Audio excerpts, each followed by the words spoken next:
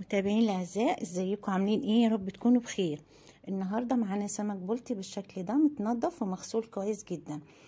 طبعا انا النهارده قررت ان انا خلاص مش هقلي تاني، الزيت غالي ونوفر زيتنا.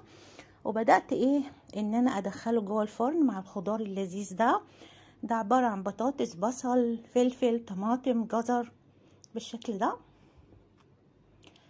طبعا بعد ما اخدوا وش كده جمالي، طبعا رشيت كمون، ملح وفلفل، طبعا شوية زيت صغيرين. وبعد كده حشيت السمك خضار، تبلته كويس وبدأت ارصه كده في الصينية. بس بعد كده عصرت عصرة ليمونة ودخلتهم الفرن على درجة حرارة 200. بعد كده بدأت اعمل الرز بالشكل ده. كان معايا طبعا 2 بصلة كبيرة و2 كوباية رز ابيض، رز مصري كبير.